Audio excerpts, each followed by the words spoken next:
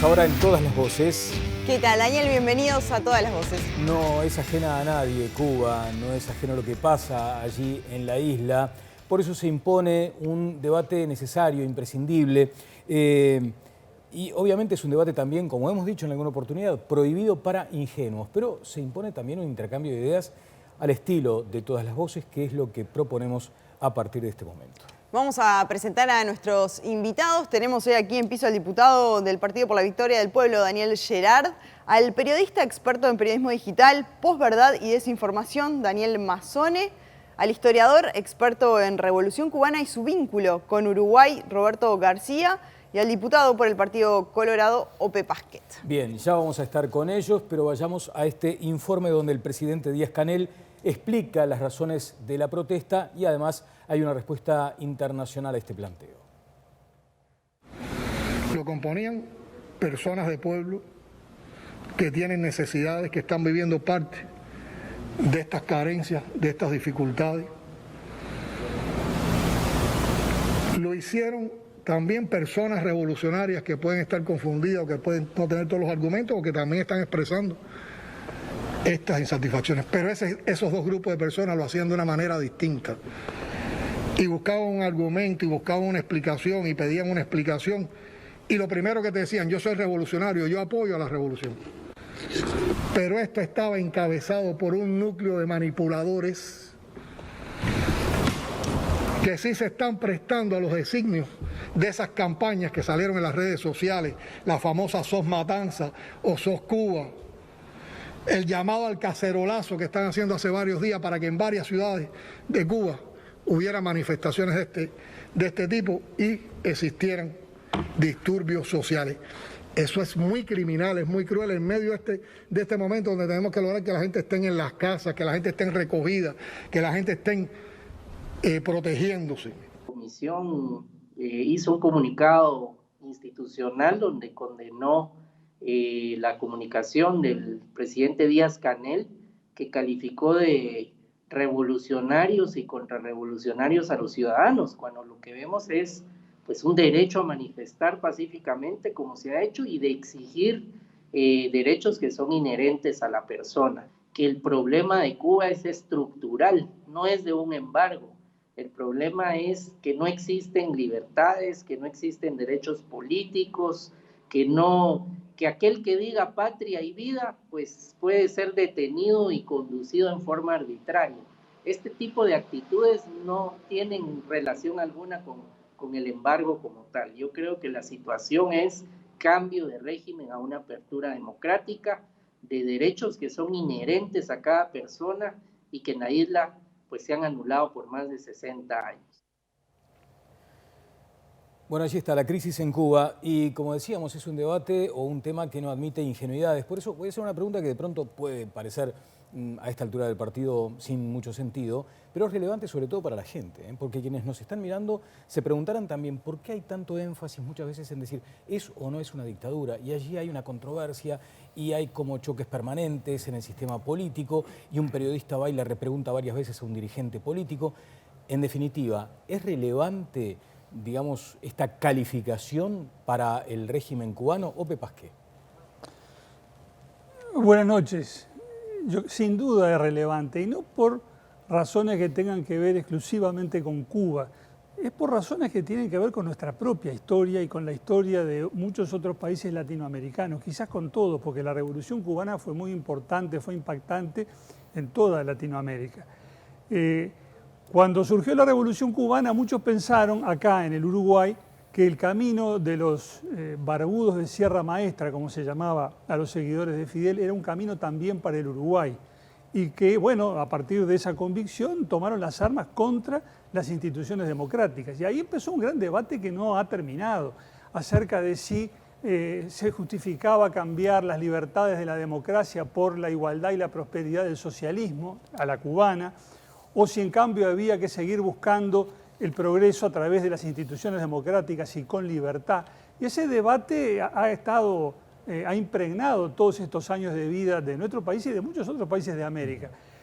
Y al cabo de 60 años nos encontramos con que en Cuba hay dictadura porque hay un partido único, no hay elecciones, no hay libertad de prensa, no hay justicia independiente, no se respetan los derechos humanos, no hay prosperidad, hay miseria contra la cual está protestando la gente, y ni siquiera hay igualdad, porque al igual que en la Unión Soviética hay un grupo de privilegiados, los dirigentes, los gobernantes, la cúpula del ejército, que viven en buenas condiciones, mientras el pueblo pasa hambre y pide en la calle libertad, alimento y medicinas. Entonces, es muy relevante todo esto.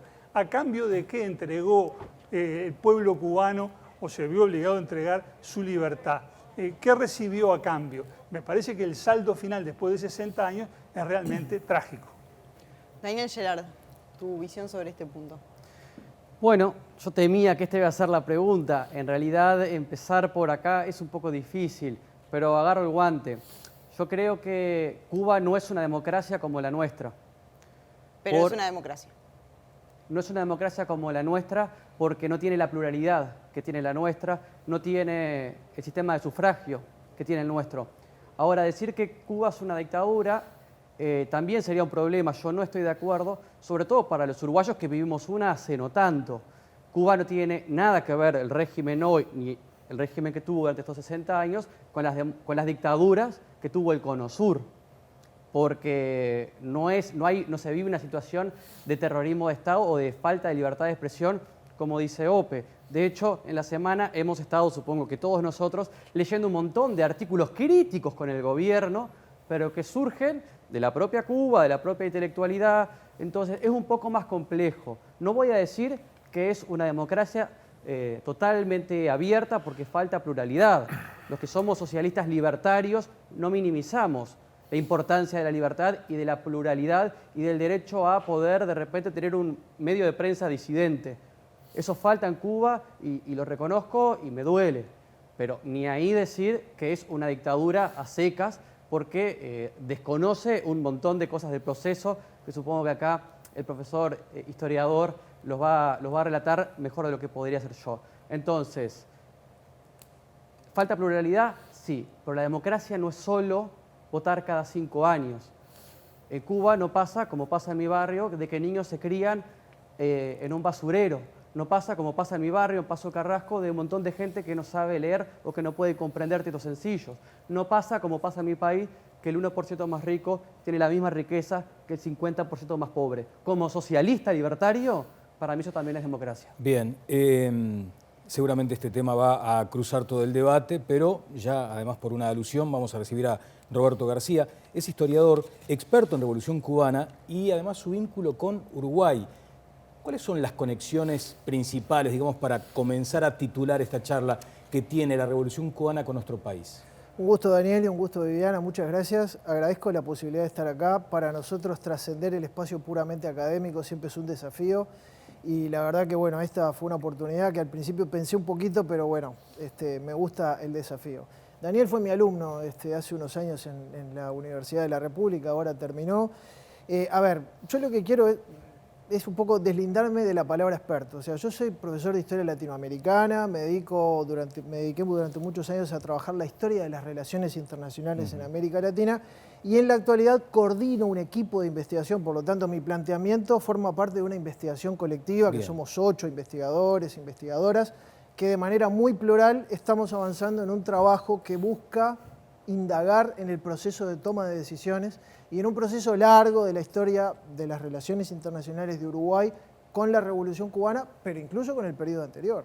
O sea, porque capaz que Ope está de acuerdo que también conoce mucho de la historia y él precisamente hablaba de la historia. Es decir, la teleaudiencia tiene que entender que este es un proceso muy largo. Es decir, Cuba es importante y relevante dentro del sistema internacional mucho antes de la Revolución Cubana. De hecho, la Revolución Cubana es la victoria de la confluencia de 3 por lo menos revoluciones. Pero Cuba es importante desde 1895, 1898, desde la enmienda Platt, ¿sí? Desde las cuestiones que se debatieron, por ejemplo, en Montevideo en los años 30, cuando se respetó el principio de no intervención y acordaron los cancilleres respetar el principio de no intervención. Pero después en el 47, el inicio de la Guerra Fría, también Cuba juega muy importante en el origen del TIAR, que ha estado debatiéndose últimamente, el Tratado Interamericano de Asistencia Recíproca, cuando los cancilleres acá en Río de Janeiro dicen, bueno, ¿qué entendemos por intervención? El delegado cubano dice, bueno, yo por intervención entiendo que la palanca económica es una manera de intervenir. O sea, cortar o comprar o no comprar azúcar para el gobierno cubano de ese entonces era muy importante. Ya en los 50, ¿sí? Cuba es relevante dentro del sistema interamericano, antes de la Revolución Cubana. ¿Y saben por qué? Porque en el 52 estallan dos procesos o tres procesos revolucionarios muy importantes. El primero es el guatemalteco, una reforma agraria que le quita las tierras a la United Fruit y que da pie al primer golpe de Estado de la CIA en América Latina. El segundo es la Revolución Boliviana, que coincide con el golpe de Estado de Batista. Y es interesante porque en las sesiones del Senado, acá hay un senador de la República, los senadores del Partido Colorado y del Partido Nacional discutían los dos procesos, saludaban la Revolución Boliviana, pero condenaban brutalmente a Batista, que ya era conocido desde los años 30. Entonces, ya desde los años 50, ¿sí?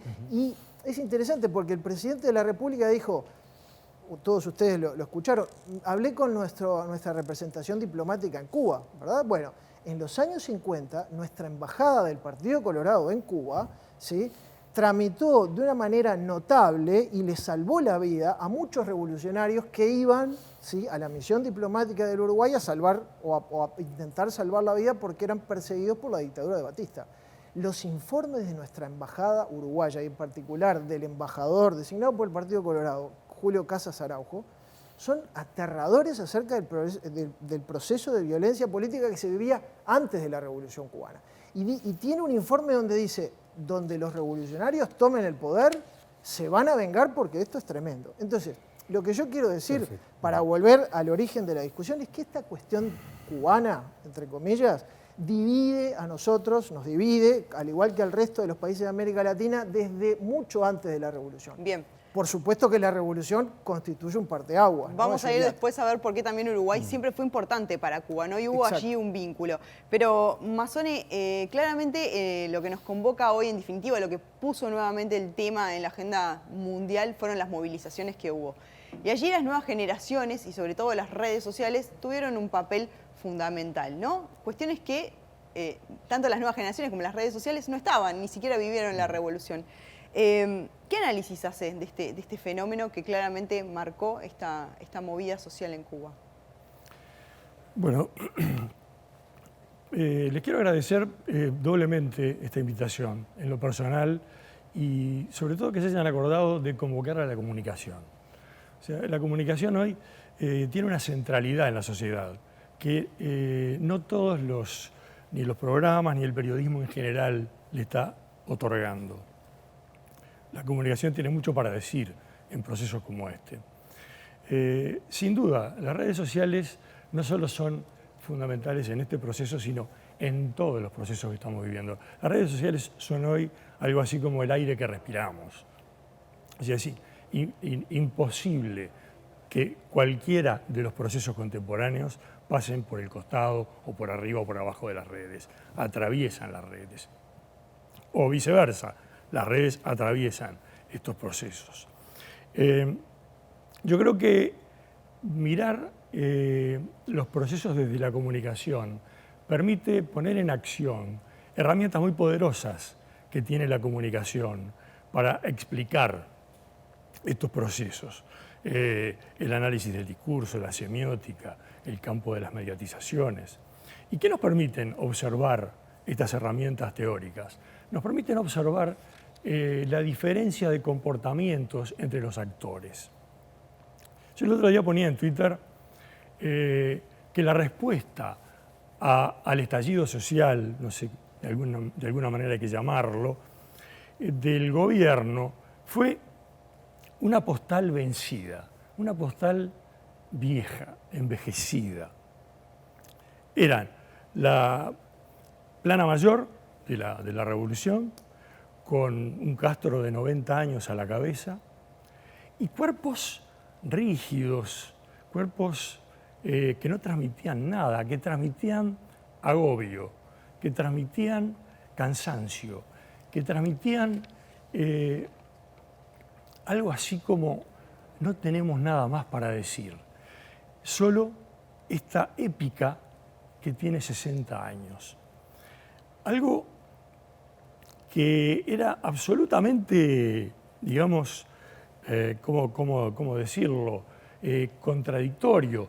Mientras uno va y observa los chicos jóvenes, veinteañeros, menores de 30, observa el nuevo cancionero, que nos sorprendió. Yo la verdad no tenía la menor idea que se estaba gestando ese nuevo cancionero en Cuba.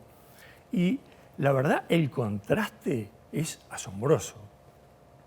Entonces, de ese contraste, donde hay múltiples voces que tienen mucho para decir y para reclamar, que vienen desde el fondo de la historia, se presenta esa actitud quieta,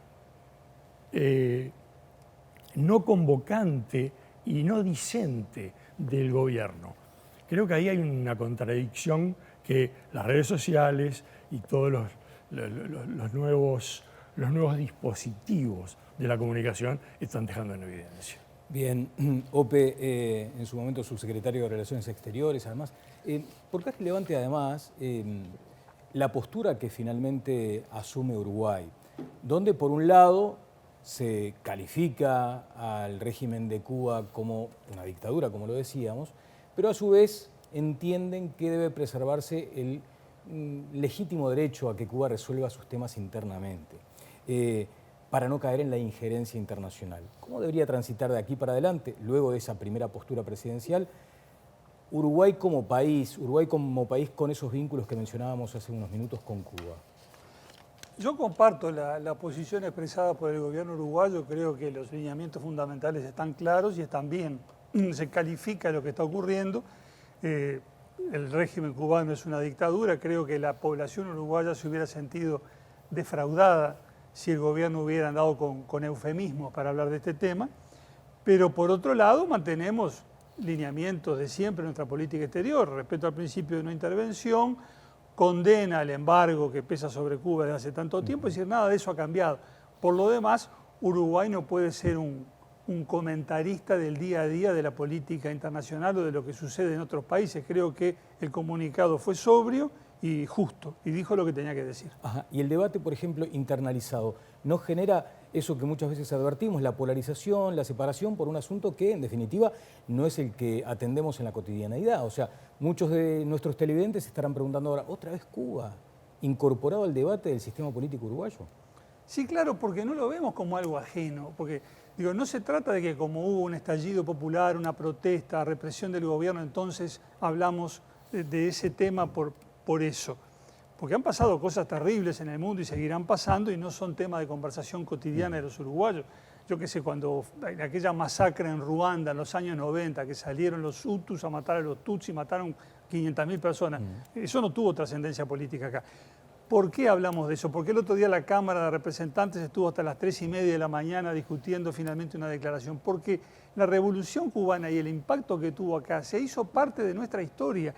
Porque hay mucha gente que hizo una enorme inversión emocional en Cuba, en la Revolución Cubana, y que la ha apoyado acríticamente hasta ahora, y hasta ahora la sigue defendiendo. Eso responde, por ejemplo, a quienes sostienen que tal vez el mismo orden de prioridades que se le da a la situación en Cuba, al asunto Cuba, como se dijo acá, no se le dé a lo que acontece en Colombia, a lo que sucede en Chile, a lo que pasó en Bolivia, por ejemplo. Es totalmente diferente. Entre otras razones, más allá de la vinculación histórica que tuvo cada uno de esos países con nosotros. Digo, nunca hubo acá un país cuyo máximo líder le diera el nombre a una coalición electoral, como fue el Fidel en Uruguay en 1962, y de entonces para adelante. Digo, Cuba fue para mucha gente un modelo, un ejemplo, un camino a seguir, y ese es el origen, digamos, de esa importancia que tiene, que hace que sigamos debatiendo el tema hasta ahora. Ahora, en Colombia, en Chile, en Bolivia, hubo disturbios, protestas, pero hubo salidas políticas, salidas electorales, como en el caso boliviano, reformas de la Constitución, como en el caso chileno, que se elige una asamblea constituyente para sancionar una nueva Constitución.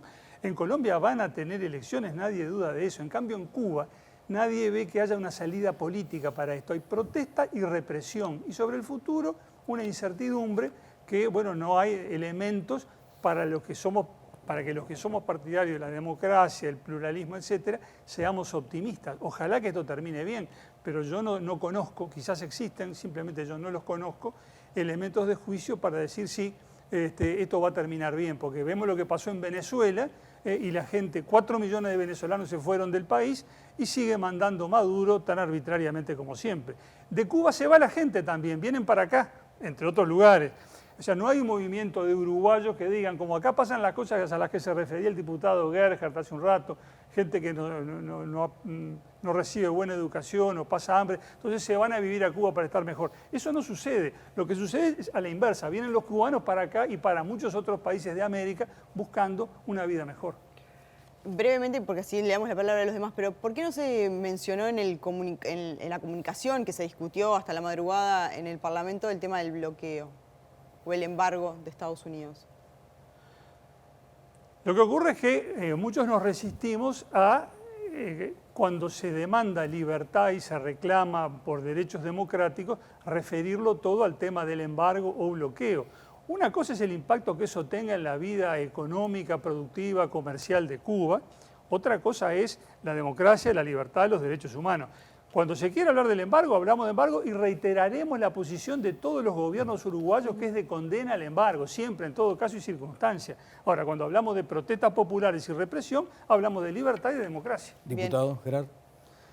Bueno, primero que nada, me llama poderosamente la atención de que OPE hable de las salidas políticas de Chile, de Colombia, y se obvie a todos los muertos, tanto de Chile como de Colombia, la cantidad de ojos, de violaciones, todos los abusos de los pacos, de la democracia chilena, que también ha sido un modelo para la derecha. Toda esa parte quedó omitida y la quiero traer. Por suerte logró encauzarse de otra manera ahora, pero recordemos lo que fue, ni hablar Colombia, ni hablar Colombia.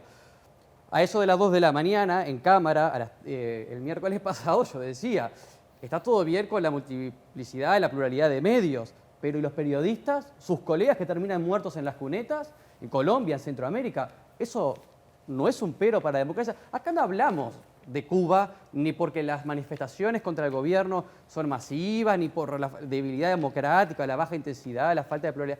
Hablamos porque Cuba está construyendo hace 60 años una alternativa al capitalismo. Por eso es que hoy acá es el segundo programa que se habla de Cuba. ¿Pero está en construcción? ¿Ese modelo está en construcción? O sea, ¿la revolución tiene 60 años? ¿Puede seguir llamándose revolución?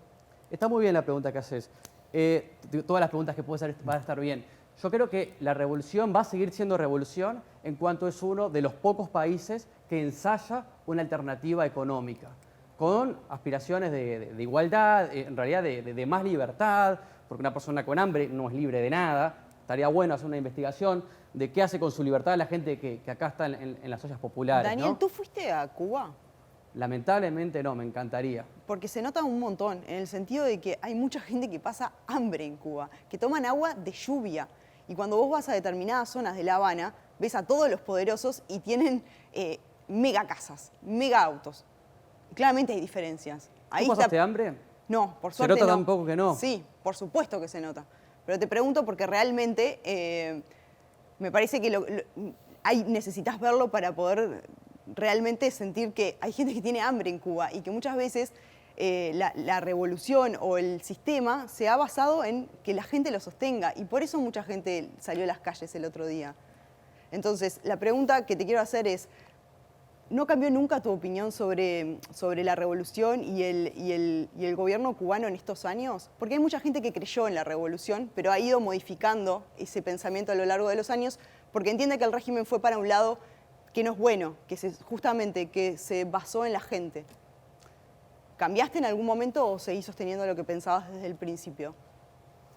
Yo creo en el socialismo porque justamente vivo en Uruguay y veo las desigualdades tremendas del sistema capitalista. Las alternativas en construcción, que yo le llamo socialismo, pero sí, que no es acabado, que va a ser algo en gerundio permanentemente. No, pero te digo en Cuba particularmente, en el régimen cubano, si has modificado a lo largo de este tiempo tu mirada sobre el régimen.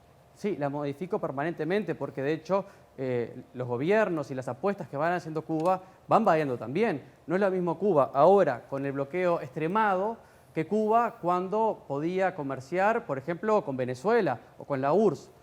Ninguna economía totalmente cercada, menos una isla sin grandes recursos naturales, va a poder en este sistema globalizado y de tantas necesidades materiales que se generan, autoabastecerse.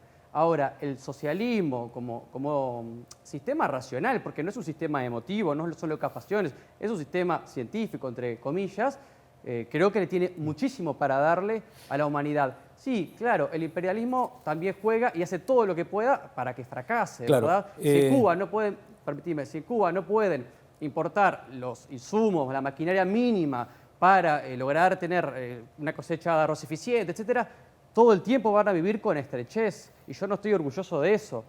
Si es como tú decís que la gente pasa hambre, sin duda que yo, que defiendo el socialismo y que creo que el socialismo es lo mejor para los seres humanos y que además nos hace más libres, voy a ser el primero en lamentarlo, mucho más que tú, que cualquiera, que en realidad lo que está esperando es el fracaso del socialismo. Bien, sí, la pregunta original era si no había demasiado tiempo en la búsqueda de ese nuevo modelo, ¿no? Han pasado 6 décadas precisamente de penurias en muchas circunstancias, pero vayamos a la opinión del sobrino del Che Guevara sobre esta revolución cubana. Vive en España, no conoció al Che, pero también se dedicó a estudiar la revolución, este proceso de la revolución. Lo escuchamos. Al hacer una crítica a Fidel y a lo que convirtió a la revolución cubana, que fue a un reducto de burócratas que suplantaron a la oligarquía, suplantaron a la burguesía, clases altas, del capitalismo y el feudalismo, por una nueva élite. No es que dejó de haber élites, es más, se fueron a vivir a las mismas casas, en el barrio de Miramar y en el barrio de Siboney, ocuparon las casas de los antiguos burgueses y se creó una nueva casta, una clase social burócrata, que si bien no vive de la plusvalía que le extrae al proletariado, que es lo que define de modo marxista a la burguesía, no deja de ser una nueva burguesía, que vive con prebendas y mucho poder. Bueno, me veo tentado, después de escuchar a Guevara, a volver a Daniel, más allá de que es importante que hablen todos los invitados. Después de escuchar esto, por ejemplo, y a propósito de lo que preguntaba Viviana. Sí, en realidad en todos los sistemas piramidales y donde se enquistan ciertos burocratismos, como se enquistó en Cuba, estas cosas pasan. Y es justamente ahí donde se deslegitima también el socialismo. Me consta que esto pasa, no es la misma desigualdad social que acá, pero en esto, como en otras experiencias también, muy estatistas y muy burocratizadas, que no abren del todo el juego al abajo, pasa y es una pena tremenda. Bien, Roberto, cuando ustedes integran este equipo para estudiar la Revolución Cubana, o sea, ¿consideran que efectivamente el proceso este lleva 60 años? ¿Así lo toman? ¿O entienden también que es un elemento a considerarse? Esto de que no puede llamarse revolución, algo que nace muy épico, muy romántico, si se quiere, y luego se va transformando en esto que es hoy. Sí, creo que son tendencias naturales, digo, ¿no? Del devenir histórico. Ahora, es muy interesante lo que estamos viviendo también acá en este programa. ¿Por qué? Porque también eso, o sea, yo pienso que la historia nos ayuda mucho a responder este porqué. En el sentido de que Uruguay, en el proceso de proyección inmediata de la Revolución Cubana, fundamentalmente entre el 59 y el 64-65, en el 64 rompemos por primera vez relaciones, en el 85 se restablecen, en el 2002 se vuelven a romper y en el 2005 se vuelven a restablecer. Pero en ese proceso inmediato, porque nosotros no trabajamos toda la proyección de Cuba, Daniel, te podrás imaginar, claro. Esos 60 años, no, nosotros nos enfocamos en un periodo que va entre la dictadura de Batista y la primera ruptura de relaciones en el 64, pero que debemos estirarla hasta la invasión a Dominicana en el 65 por las cuestiones del sistema interamericano, digamos, ¿no? Pero es interesante, ¿por qué? Porque nosotros como comunidad historiográfica tenemos problemas para pensar la historia en una larga duración y tenemos problemas para internacionalizar nuestra historia. O sea, ¿cuándo nos latinoamericanizamos? Y en ese devenir, ¿sí? Nosotros lo que vamos viendo al observar diferentes archivos en distintos países del mundo y particularmente en Uruguay, es que nuestro país se internacionalizó notablemente al calor de la Revolución Cubana, pero en un proceso que comenzó antes. Ahora, en ese proceso, que es muy intenso, Uruguay, al igual que en otros acontecimientos del devenir de la historia de la Guerra Fría, jugó un lugar central. Lo estamos viendo acá. Es decir, ¿por qué dos de las conferencias de la OEA más importantes de ese periodo se reúnen en Punta del Este? ¿Sí? ¿Por qué? Porque Uruguay, en el devenir de la Guerra Fría, ocupaba un lugar, si se quiere, central en la geopolítica de esa Guerra Fría, en la que no siempre mirar a Estados Unidos, ¿sí?, nos sirve para entender el proceso regional. También debemos mirar mucho a los vecinos, ¿sí? En todos los procesos de intervención o de golpismo, no solo alcanza con mirar, por ejemplo, a Estados Unidos, sino que también es muy importante y trascendente mirar a los actores regionales. El caso de Cuba es paradigmático. Y esto es lo que venimos viendo con nuestras compañeras y con nuestros compañeros. ¿Y saben qué? Una de nuestras compañeras encontró un documento confidencial en el archivo de la Cancillería Uruguaya, que tenemos dos archivos, lamentablemente más visitados por extranjeros que por nuestros connacionales, por tema de falta de recursos. ¿Saben lo que? Es un documento de nuestro canciller, el teniente de navío, capaz que el senador lo recuerda, Homero Martínez Montero, donde en 32 páginas le cuenta a todas las cancillerías cómo se tramitó la exclusión de Cuba de la OEA. Y es un documento confidencial que no estaba hecho para que lo leyéramos ni para que trascendiera públicamente. Y precisamente nos advierte acerca del lugar importante que tuvo Uruguay en el marco de la OEA como país mediador en ese conflicto, ¿sí? Y que nos obligaba permanentemente a esto, a tomar posición, ¿sí? ¿Qué hacemos? Pero ¿y cuál fue en definitiva el rol de Uruguay? ¿Por qué Uruguay era tan importante para Cuba que hizo que líderes cubanos vengan a Uruguay? O sea, que siempre estuvo ahí como en el mapa. Porque Uruguay tenía una imagen muy bien ganada de tradición, del respeto al principio de no intervención, a la autodeterminación de los pueblos, y éramos, comparativamente al resto de los países de América Latina, una democracia con un sistema de partidos mucho más institucionalizado. Ojo que yo cuestiono bastante el mito del Uruguay excepcional, al igual que todos mis colegas. Pero evidentemente, ¿sí?, la posición uruguaya tenía cierta respetabilidad. Y déjame comentarte esto, porque nosotros trabajamos, yo soy el coordinador del equipo, trabajamos en muchos archivos en diferentes países, ¿tá? Uno de ellos, y si se quiere es la novedad de nuestro proyecto, es que tuvimos la posibilidad de trabajar 2 veces en los archivos cubanos, en los archivos de la Cancillería cubana. Y déjame comentarte esto a ustedes y a la audiencia. Saben que esto que yo estoy comentándoles a ustedes se sustenta no solo en esa evidencia empírica que proviene de muchos lugares, sino de los propios cubanos, que eso es lo que menos conocemos. Es decir, los cubanos, a partir de lo que nosotros vemos de la documentación de la Embajada de Cuba en Uruguay, la Embajada Revolucionaria, decían, conseguir el apoyo de Uruguay es muy importante porque Uruguay juega un rol mediador dentro del sistema interamericano. No éramos, entre comillas, una democracia centroamericana, con todo el respeto, ¿no? Porque muchas veces aquí perdemos la perspectiva, pero Cuba es un país latinoamericano, o sea, tiene los mismos problemas de vivir en la región más desigual del planeta. O sea, yo digo, no es un desafío, nada que ver, pero digo, los problemas de Cuba yo los he visto tal vez más graves en países como Honduras o como Guatemala o como El Salvador, que también forman parte de América Latina. Entonces, es decir, la propia evidencia que se sostiene en base a esta información que yo les vengo comentando, muestra precisamente ese lugar importante que Uruguay jugó para tramitar esta cuestión cubana. Y la última cosa, porque sé que los tiempos de la televisión son difíciles, en esto la izquierda o las izquierdas eran minoritarias marginales. ¿A quién le tocó la responsabilidad de gestionar esta cuestión cubana?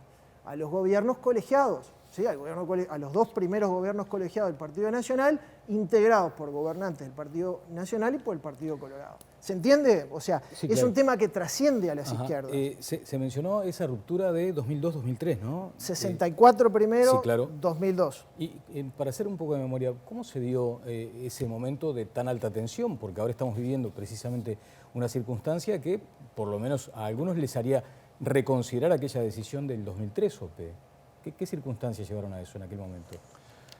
Mire, en lo que yo recuerdo, yo en ese momento no ocupaba ningún cargo público, era un ciudadano nomás atento a lo que estaba pasando. Recuerdo que el gobierno cubano hizo algunas manifestaciones insultantes con relación al presidente Jorge Valle y en virtud de eso se dispuso la ruptura.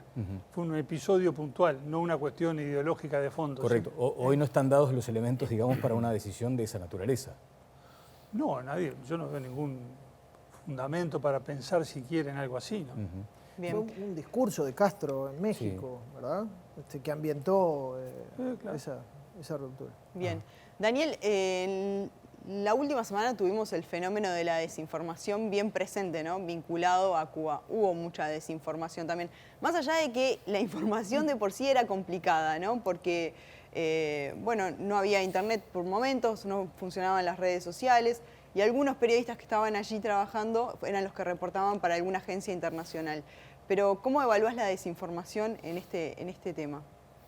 Bueno, así como las redes sociales, la desinformación también es un fenómeno que ha venido para quedarse por un tiempo, hasta que tomemos el toro por las astas, la política tome el toro por las astas y lo resuelva. El tema de la desinformación hay que ubicarlo históricamente. O sea, nosotros estamos en medio de un cambio de ecosistema que es tectónico. Estamos cambiando una sociedad que se gestó en la Revolución Industrial en el siglo XVIII y que era de tipo industrial, secuencial, en la que había redes centralizadas que se comunicaban de uno a muchos, pero en el que no había la retroversión entre esos muchos que no podían comunicarse con el centro o entre sí. Y estamos pasando a un tipo de sociedad que deja de ser industrial para ser electrónica, que deja de ser de medios para ser de plataformas. Bueno, esto es un cambio en las reglas de funcionamiento social multidimensional que no podemos mensurar todavía, no podemos entender lo colosal del cambio. De modo tal que el funcionamiento algorítmico de las plataformas y de las redes nos marea. O sea que hoy el que maneja bien o el que maneja mejor los algoritmos es el que gana. Y casualmente los que manejan mejor los algoritmos son los malos de la película, son los que quieren acometer el sistema, son los que quieren confundir, son los que quieren no dejar pensar, son los que quieren que no se pueda elaborar, son los que quieren evitar los debates racionales. O sea que el tema de la desinformación, que yo prefiero llamarle desinformación sistemática, porque no es cualquier desinformación. No. Y quiero recordar que empezamos llamándolos ingenuamente fake news, claro. Empezamos hablando ingenuamente de posverdad, todos adjetivaciones rápidas, marketineras, vacías, que no responden a los hechos concretos. Ahora, Daniel, sí. ¿Dónde ubicás a esos malos de la película? O sea, ¿qué perfil, qué origen, cuáles motivaciones? Bueno, yo creo que si tenemos que elegir un paradigma en Occidente, lo tenemos en Trump. Trump fue el paradigma de la desinformación sistemática. Trump jugó todo su periodo, y sobre todo después de las elecciones, con el cintillo de que le robaron la elección. Y ahora vuelve a postularse nuevamente, en primer lugar como dirigente máximo del Partido Republicano, pero evidentemente proyectándose hacia las próximas elecciones del 24, vuelve sin reconocer que fue derrotado. Y con el cintillo de que va a derrotar por tercera vez al Partido Demócrata. Bueno, eso es desinformación sistemática. Y yo quiero llamar la atención sobre esto, porque cuando se le llamó fake news al tema de la desinformación, se volcaron todas las miradas en el periodismo. Y el periodismo fue tan ingenuo y tan torpe, y cuando hablo del periodismo hablo inclusive de los medios de punta, de los países de punta, fue tan torpe de aceptar ese cintillo. Y ese marbete le hizo mucho daño al periodismo, porque la gente entró a desconfiar aún mucho más de los medios. O sea que quiero llamar la atención sobre esto porque al llamarlo desinformación sistemática, ubico que el problema está en la política. Es la ciencia política la que tiene que dar respuesta a esto. La ciencia política que a su vez quiere como estrategia desacreditar al periodismo. No, no, no, no. Es un tema de la política, entendida perversamente, obviamente, pero son elementos que salen de la política, los que irrumpen con la desinformación sistemática. Lo cual quiere decir que el ordenamiento democrático, el ordenamiento institucional occidental, está haciendo agua, tiene fisuras que permiten que estos personajes ganen elecciones, ocupen posiciones, tengan influencia, hablen mintiendo. Los medios han reflexionado sobre esto y se preguntan, ¿tenemos que informar cuando alguien está mintiendo ostensiblemente? Lo increíble es cómo son todas preguntas que están planteadas. Cómo la desinformación corre mucho más rápido que la noticia verdadera. O sea, tienen un replique y una llegada que es mucho más grande que la de los medios tradicionales. Pasó ahora en Cuba, ¿no? Hubo videos, imágenes, noticias claramente falsas que circularon mucho más que la verdad de lo que ocurría. Sí, es que... ¿Pero eso por qué? Porque hay una maquinaria detrás. Los hechos son tan vertiginosos que inclusive los bulos o las falsificaciones de imagen, de textos, de audio también, sorprenden incluso a personas honestas. ¿Cuánta gente no ha replicado algo que creyó que era verdad y después se tuvo que arrepentir y tuvo que... A mí me ocurrió en una oportunidad, repliqué lo que me dijeron que era una portada de un diario brasileño, que creí que era, cometí el error de no chequearlo, cometí ese error, y lo repliqué. Y después tuve que pedir disculpas. Y fue genial, porque las disculpas generaron un montón de retweets y de likes. Claro. Una cosa rara. Leonardo Padura, escritor cubano, también reflexiona sobre este momento que se vive. Aquí en mi barrio, el día que llegan las medicinas a la farmacia, se hace una cola de casi 2 cuadras y muchas personas no alcanzan a veces medicamentos que son necesarios para enfermedades crónicas como la hipertensión, la diabetes, en fin. Ha sido un grito de los de abajo, ha sido un grito de los de abajo. Y que se haya producido ese grito demuestra, entre otras cosas, de que hay una falta de comunicación entre las esferas de poder y la realidad cotidiana de la gente. Porque en un país como Cuba, donde todo se sabe y todos sabemos que todo se sabe, que se haya podido producir un fenómeno así y que haya sido tan sorpresivo, es muy raro y demuestra que hay esa falta de información.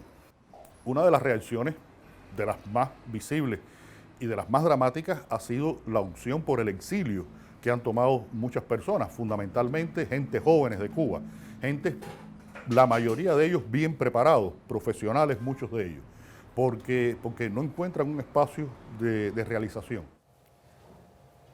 Bien, hasta aquí lo que decía Padura. A veces, y es lo que pretendíamos evitar en este debate, caer en simplificaciones, en clichés, en fin. Uno de los más comentados seguramente, Grar, es el que tiene que ver con el Frente, o en este caso tu sector. ¿Está trabajando para que Uruguay tenga el sistema cubano? Es lo que te habrán preguntado decenas de veces. Si lo que se quiere es importar un modelo que, a la luz de lo que uno puede llegar a ver, puede haber fracasado.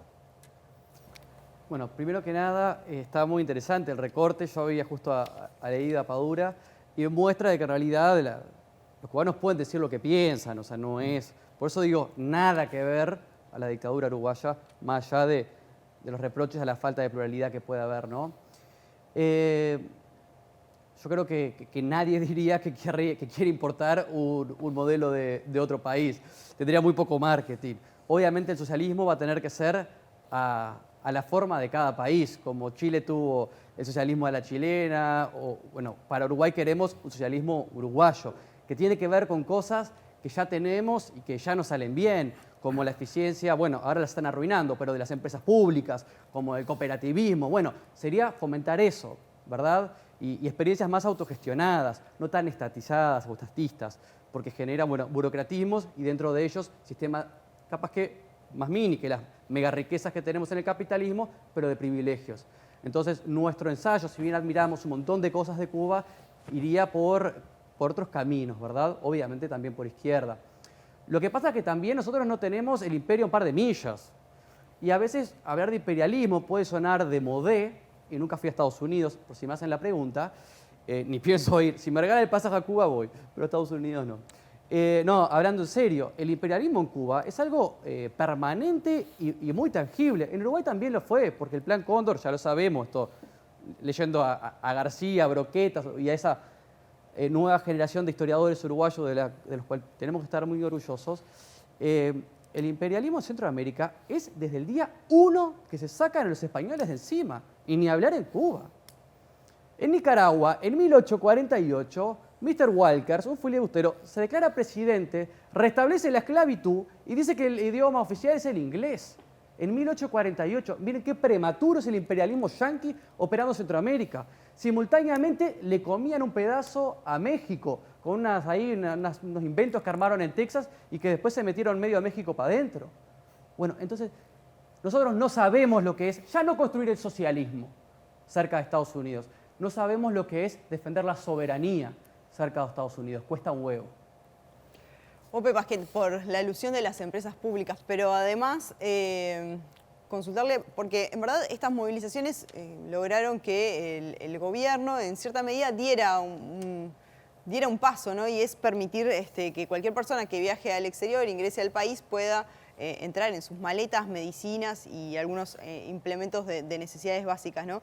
Pero en definitiva esto no soluciona el problema que pedían, por el que reclamaban los cubanos. Entonces, ¿qué es lo que puede hacer la comunidad internacional? ¿Qué es lo que se puede hacer sin interferir claramente en la autodeterminación de los pueblos? Que eso es algo que también está muy bien tener sobre la mesa y defender. Pero ¿qué se puede hacer desde la comunidad internacional?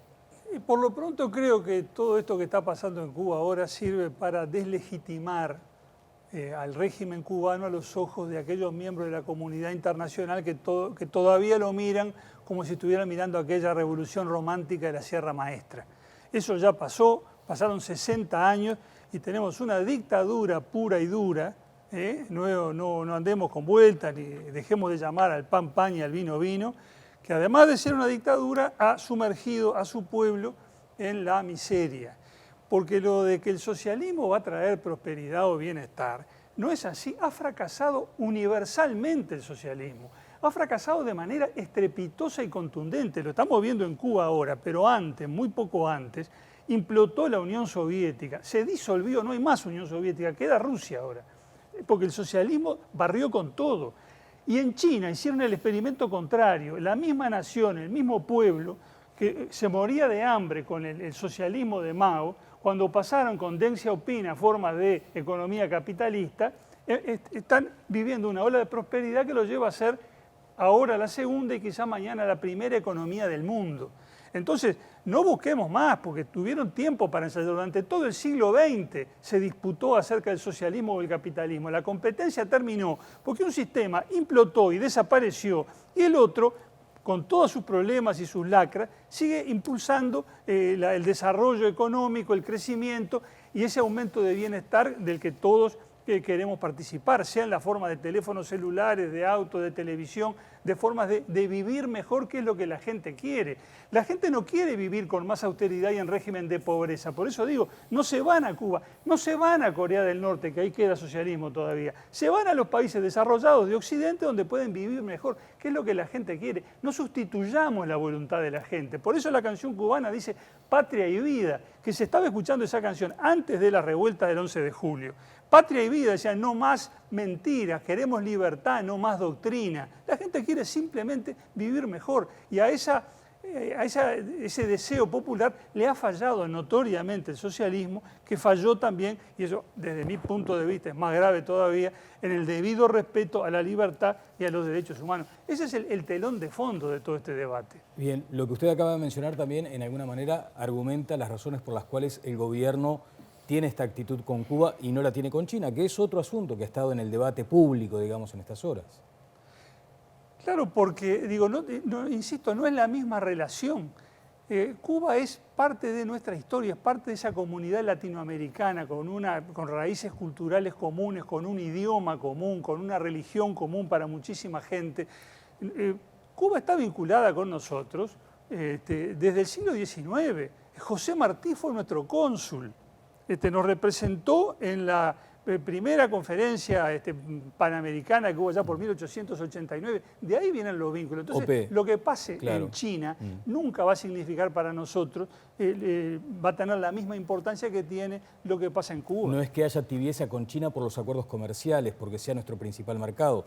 Eso es lo que le consulto. O sea, que muchas veces la gente dice, ¿por qué con Cuba sí, donde es un país sumido en la pobreza, y con China no se es tan enérgico a la hora de calificarla? Dos cosas. Primero, en todo caso, ese sería un argumento para condenar también a China, no para dejar de condenar a Cuba. En segundo lugar, lo que Uruguay tiene que decir acerca de la forma en que se respetan o no se respetan los derechos humanos en la generalidad de los países del mundo, lo dice en el ámbito que corresponde, que es en las Naciones Unidas. Ese es el ámbito legítimo para opinar sobre lo que pasa en otros países. Y en América Latina tenemos la OEA y la Carta Interamericana Democrática de la OEA, que también habilita y además hasta exige que los países señalen los apartamientos de las normas de la convivencia democrática allí donde se produzcan. Cuba no está en la OEA, pero sigue siendo parte de esa comunidad cultural latinoamericana de la que nunca dejó de formar parte. Y por eso miramos lo que pasa allá y opinamos, sin ir más allá de eso. Bien. Roberto, lo que ocurre ahora en la isla, ¿cómo crees que va a impactar o que impacta en el continente, en toda la región? Quiero tomar lo que venía conversando recién el senador porque... Diputado. Me van a acusar por usurpación de funciones. Sí. Bueno, desde hoy yo estaba por aclararlo porque se va a armar lío, pero... No, disculpa. Porque en buena medida... Hoy se planteó acá la temática del bloqueo y el tema de los Estados Unidos. Bueno, Daniel habló un poco del imperio, en fin. Y yo me acordaba precisamente del documento que yo cité en la anterior intervención, porque una de las cosas que decía nuestro canciller, ¿sí?, es que en ese documento confidencial al que aludí anteriormente, decía, el riesgo de una política crecientemente intervencionista en Cuba, ¿sí?, puede dar lugar a que Cuba se alíe con la Unión Soviética y los efectos del embargo, ¿sí?, van a ser contraproducentes para la población cubana y van a ser contraproducentes en el marco del sistema internacional porque están generando un precedente. Lo decía nuestro canciller. Y en buena medida esas palabras tenían que ver, ¿sí?, con otra cosa que yo pensaba también históricamente a propósito de las palabras del diputado, ahora bien, ¿sí?, es que, por ejemplo, en los meses previos a la victoria de la Revolución Cubana, llega un delegado, ¿sí?, de Fidel Castro, del movimiento 26 de julio, a entrevistarse secretamente con algunas autoridades uruguayas, ¿sí? Y con uno de los que se entrevista, está en el Archivo General de la Nación, en el archivo de Luis Valleverres, en el Archivo General de la Nación, es precisamente, le trae un memorándum a Valleverres, que era consejero y es presidente, y la figura más importante de ese momento. Y una de las cuestiones, ¿sí?, a las que aludía en esa documentación el embajador de Batista en Uruguay está que arde, porque dice, no puede ser, hace meses que me quiero ver con Valleverres y no me recibe, y sin embargo recibe al enviado de Fidel Castro. Bueno, era precisamente esa cuestión de cómo dentro del sistema internacional la Revolución Cubana ya buscaba, ¿sí?, un reconocimiento internacional y pensaba, porque la verdad, o sea, los cubanos, los revolucionarios cubanos muy jóvenes y desafían a ese sistema internacional, tienen una capacidad que algunos investigadores tildan, o la propia documentación de la CIA, dicen, bueno, es como asombroso porque están trascendiendo la región y están pensando en más allá. Y ya dicen, cuando hagamos alguna de las reformas, como por ejemplo la reforma agraria, vamos a sufrir, por ejemplo, eventualmente el bloqueo o el embargo, ¿no? Entonces, esas cuestiones que aparecen en el fondo de la historia continúan siendo elementos explicativos para entender el presente, ¿no? Bien. Daniel. No respondí directamente a tu pregunta, pero bueno, a ver, traté de... aproveche y responda directamente. No, es decir, a ver, a mí me parece que o sea, yo Intuyo soy que historiador, sí, ¿no? Pero, a ver, me parece que cualquier consideración sobre cualquier país latinoamericano debe ponderar, ¿sí?, al momento de analizar o al momento de establecer un juicio, bueno, la cercanía con Estados Unidos y particularmente el bloqueo, claro, ¿no?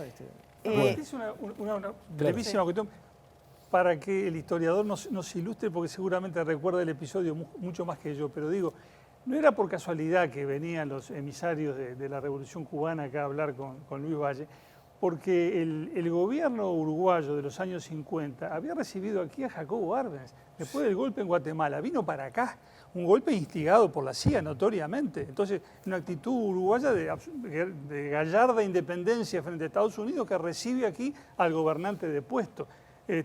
Naturalmente que esas cosas generaban una imagen internacional que después tenía esas consecuencias. Es mi tesis de doctorado, o sea que yo conozco bastante de ese tema, Ope. Porque, a ver, quiero leerla. Con mucho gusto, porque ¿saben qué es lo que pasa? Uruguay era un país que por los términos institucionales a los que aludía anteriormente, de densa circulación nosotros le llamamos transnacionales. Acá había exiliados bolivianos, paraguayos, cubanos, guatemaltecos, ¿sí? Perseguidos políticos de otras latitudes recalaban en el Uruguay. Entonces, por eso el Uruguay, durante la Guerra Fría, crecientemente se internacionalizó al calor de otros procesos latinoamericanos, los guatemaltecos y de otras latitudes. Entonces, la cuestión cubana no era desconocida para nosotros. Miren, cuando llega Fidel Castro, ¿sí? Por primera vez en mayo del 59, ¿sí? Van 2.000 personas al aeropuerto. Daniel, Viviana, o sea, van 20.000 personas en el Uruguay de mayo de 1959 al acto público en la explanada municipal. Es saludado unánimemente por el diario El País, por el diario El Día, por el diario de la Mañana y por la clase política. O sea, era algo completamente inédito en la historia del Uruguay, ¿sí? Que ante la llegada de un joven de 32 años que venía de tumbar a una dictadura oprobiosa, se manifestara tanta gente. Y es un dato interesante de esto que venimos señalando. Claro, es un Uruguay solidario y muy latinoamericano. Bien, Daniel, además coordinador de la carrera ahí en la ORT, ¿no? ¿Cómo formás a los periodistas? O sea, ¿cuál es el rumbo que deberías indicar o que le deberán indicar los docentes de periodismo a los chicos que están abrazados a este oficio, a esta profesión apasionante? Lo digo porque a veces también tenemos esa sensación romántica de que los medios y los periodistas, en fin, y también hay medios útiles a determinadas posturas y hay periodistas útiles a determinadas posturas. Entonces, ¿cómo encauzas un periodista que sea imparcial ante circunstancias tan complejas? A mí me gustaría en este momento salirme un poquito del rol de la comunicación y hablar un poquito de política. Claro. Acá se dijo una frase que a mí me preocupa. Cuba nos divide. Grave. Cuba nos debería unir. Es un problema de América Latina, que nos dividen cosas en lugar de que nos unan cosas. Y quiero mencionar un elemento que ahora se acaba de mencionar a Jacobo Arbenz. Hay un libro que se escribió hace 3 años, que lo escribió Mario Vargas Llosa. Claro, uno menciona a Mario Vargas Llosa y a ciertos segmentos del espectro político se le eriza la piel. Pero raramente Mario Vargas Llosa escribió un libro que la derecha, yo no me gusta hablar de derecha e izquierda, pero la derecha considera funcional a la izquierda.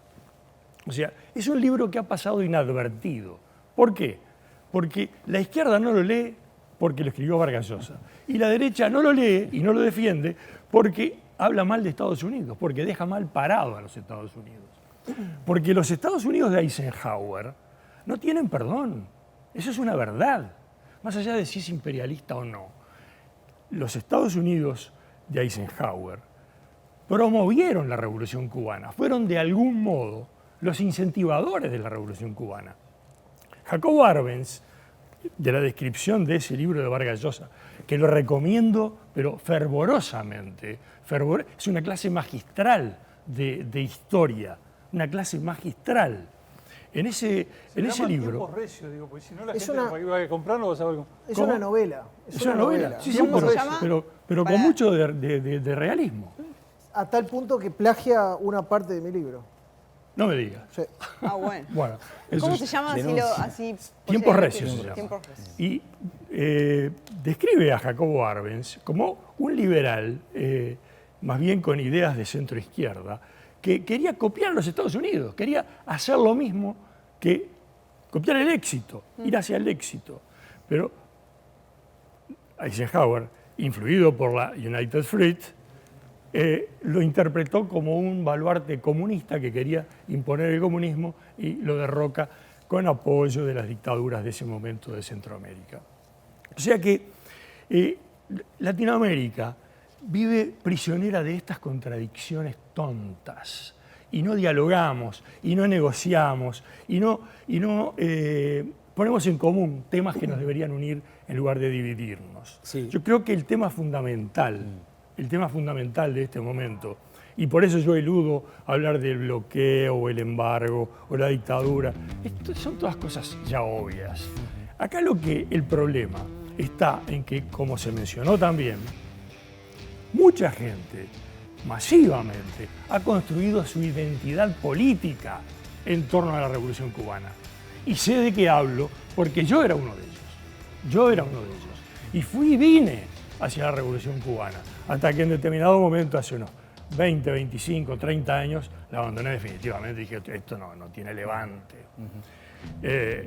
Pero el énfasis fundamental, la energía fundamental de América Latina en este momento debería estar en tenderle una mano a toda esa gente, primero que está protestando en Cuba, y segundo a toda esta gente que constituye el apoyo de la Revolución Cubana sin saber o sin imaginar o sin comprender profundamente lo que están apoyando. Hay que hacer una pausa. Te pusiste en político, pero también le respondiste a los alumnos o a los futuros periodistas con esta actitud. Pero igual me lo vas a responder más específicamente. Y también dio el pie para el segundo bloque, que es justamente también la región, ¿no? Claro. Que está complicada y hay algunos países y casos en particular, ¿no? Que también hay que hacer foco ahí. Nos vamos a la pausa, ¿eh? Y antes este consejo.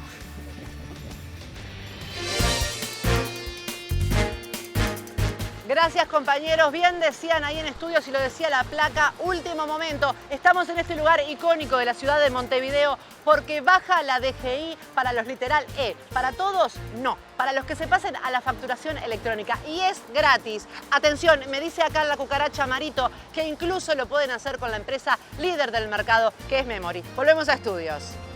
Leticia, si vos seguís facturando en papel, estás perdiendo plata, mi vieja.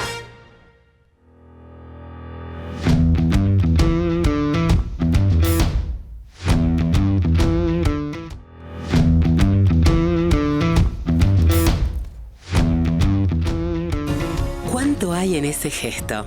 Cuidar a tu familia seguro está en él. Como esta recomendación profesional de Acompaña.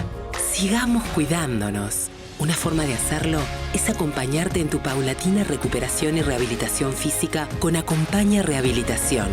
Acompaña. Enfermeros que te cuidan. 0800-8939. Bueno, si les decimos cuándo nos queda de programa, se levantan los invitados y se van directamente, y ustedes seguramente también. Terminaba Mazón y quiero empezar con él, ya este último tramo, que tendrá segundos para cada uno, a cuenta de seguir hablándolo más adelante. Creo que, lo dice Enrique Iglesias, esto no es una época de cambios, es un cambio de época. Y le da mucho peso a eso, Daniel. Absolutamente. 40 segundos tenés. Literal. ¿Cómo? 40 segundos tenés. O sea, apurá. Y dejalo los signos suspensivos. Sin ninguna duda.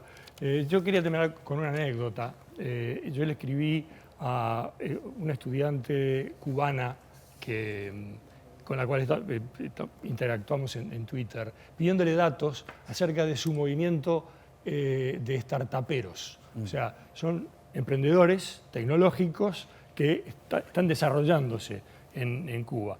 Y se están desarrollando muy bien. No me contestó tardíamente hoy de mañana y me pedía 1000 disculpas porque la red no le funcionaba, porque funciona con espasmos, en forma intermitente. Y se deshacían disculpas. Y me respondió me mandó links a sus artículos, donde uno ve la angustia que tienen los emprendedores cubanos cuando están desarrollando emprendimientos tecnológicos que podrían ser el futuro, que son el futuro, pero que no tienen internet. O sea, les cortan sistemáticamente sus líneas.